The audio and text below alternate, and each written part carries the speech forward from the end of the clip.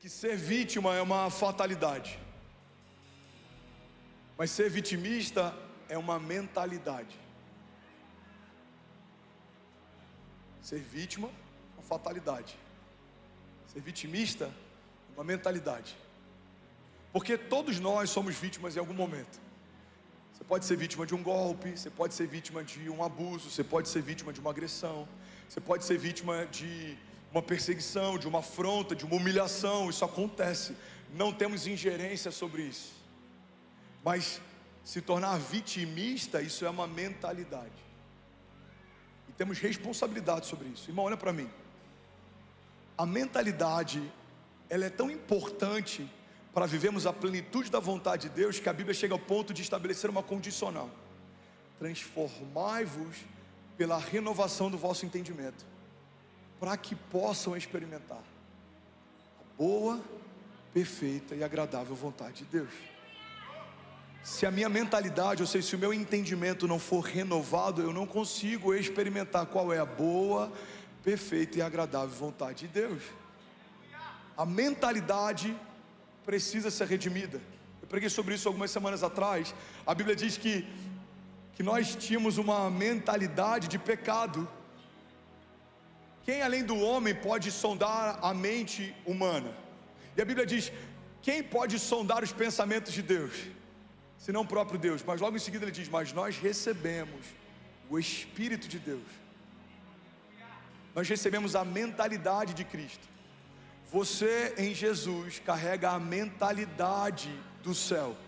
Você não pode mais se mover como alguém que pensa como alguém da terra, porque você se tornou um cidadão do céu. A nossa perspectiva agora é elevada. Nós não vemos mais as coisas como elas eram, nós vemos as coisas como elas são. Era assim, não é mais. A Bíblia diz que no ano que morreu o rei Uzias, o profeta ele teve uma visão elevada. Ele viu a sala do trono de Deus, ele viu os querubins, e a Bíblia diz que quando ele vê aquela cena, ele tem medo, ele tem temor. Ele fala: ai de mim, que sou um homem de lábios impuros e habito em meio a um povo de impuros lábios. Então um anjo pega uma brasa do altar, toca nos lábios dele, purifica. E aí, naquele momento, uma cena acontece. Vocês estão comigo ainda? Diga amém. A gente vê um homem da terra olhando para a terra e vendo pecado, culpa, juízo. Mas a gente vê os anjos nos céus olhando para a terra e dizendo: santo, santo, santo é o Senhor dos exércitos, e toda a terra está cheia da sua glória. Vou falar isso de novo, vamos falar isso junto, igreja. Levante suas mãos e declare: santo, santo, santo é o Senhor dos exércitos. Vamos. E toda a terra está cheia da sua glória. Vamos mais uma vez. Santo, santo, santo é o Senhor dos exércitos, e toda a terra está cheia da sua glória. Vamos mais uma vez com autoridade. Diga: santo, santo, santo é o Senhor dos exércitos, e toda a terra está cheia da sua glória. Alguém pode celebrar Jesus?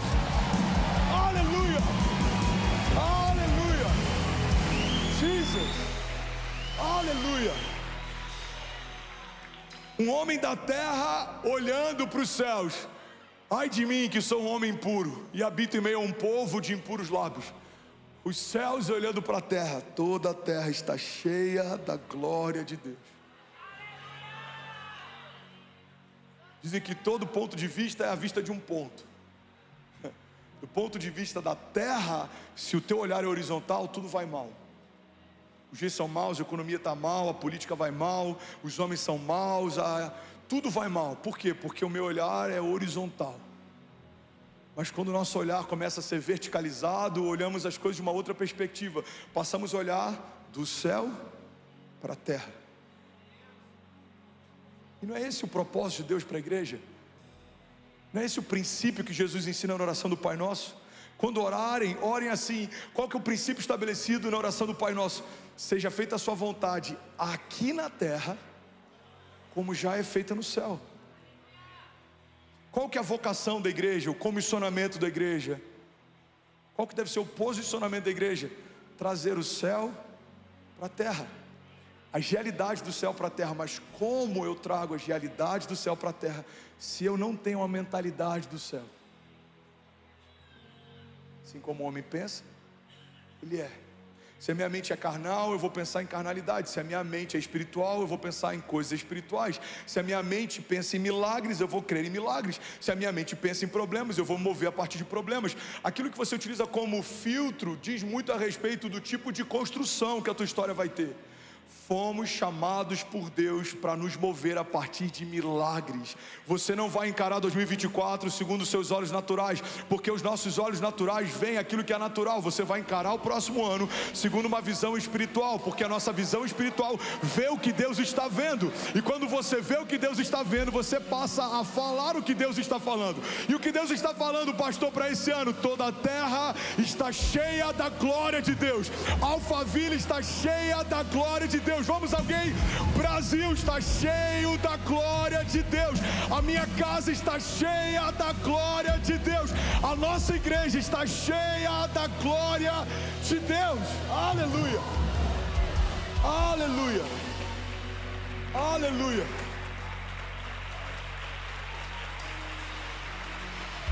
Jesus. Pastor, que legal, viu que vocês compraram. Está chegando em 9.000 pontos. Vamos celebrar quem está com a gente. Suíça acabou de conectar. Suíça, Bélgica, Emirados Árabes, Austrália, Paraguai, Japão, Inglaterra, Moçambique, Uruguai, Bolívia, Angola, Portugal, Espanha, Estados Unidos, Canadá e Panamá online agora.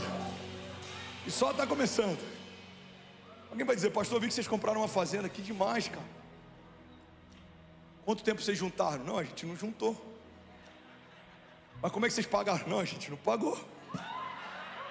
Mas como é que vocês compraram? Então, deixa eu te contar uma coisa. Eu aprendi alguns anos atrás, isso mudou a minha história, que não existe igreja pequena, existe visão pequena de igreja. Olha isso aqui. Não existe ministério pequeno, existe uma visão pequena de ministério. Vou compartilhar algo com vocês aqui. Quando o Kaique veio, e eu pincelei sobre isso no domingo. Kaique é o diretor da companhia de teatro Giovanni Cires, tem vários projetos extraordinários há anos, há mais de 15 anos. Ele falou, cara, eu lembrei de você, eu estava olhando para você e lembrei quando a gente se conheceu, lá no Rio de Janeiro, você vendendo camisa para fazer missões na Bolívia. Eu falei, pois é, um menino da banca de camisa para fazer missões, agora está liderando uma igreja. Aí a gente começou a conversar, eu fui mostrando o lago, eu falei dos milagres, eu falei do que Deus está fazendo. E eu perguntei, cara, e fala um pouco do que vocês estão vivendo. Ele falou do teatro que eles compraram, da peça que eles estão fazendo, da aldeia Nissi. Aí quando ele falou da aldeia, eu falei assim, Kaique, você sabe que eu tenho uma vontade de construir uma vila. Eu tenho uma vontade, cara, de poder fazer algo que vá além da minha comunidade de fé. Eu quero, através do meu ministério pessoal, poder edificar algo para Deus que eu não vá usufruir, que não esteja debaixo da minha autoridade, algo para o reino. Falei, não tem uma terra lá disponível para vender? Aí ele me mandou a foto de onde está o DNC e do lugar onde eles estão plantados. Aí eu falei para ele, cara, eu quero, se for possível, até o final do ano, comprar uma área em Angola para edificar uma vila para órfãos e viúvas. Aí hoje ele me mandou a imagem de satélite das áreas disponíveis. Então, deixa eu te falar uma coisa. O que eu vou, pelos olhos da fé, por misericórdia e graça, realizar daqui a alguns dias ou semanas, é o que eu já sonhava quando eu estava numa banca vendendo camisas para fazer missões.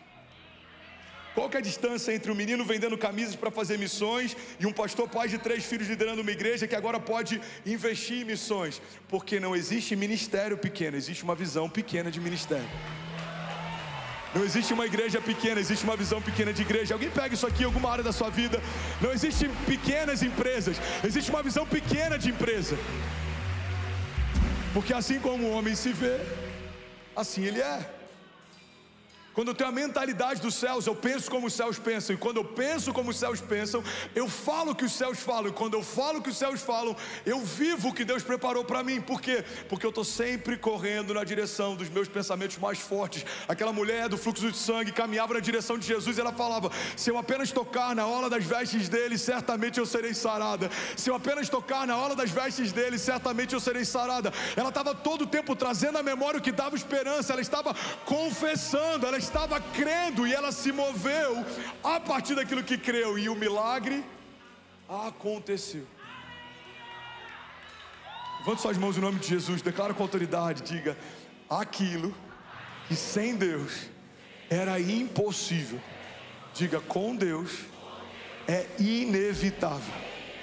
Diga: tudo o que Deus me prometeu, diga: não vai acontecer. Declara com autoridade, diga: já aconteceu. Você pode celebrar Jesus no seu lugar. Vamos lá, conhecer que alguém pode, pelo amor de Deus, fazer barulho.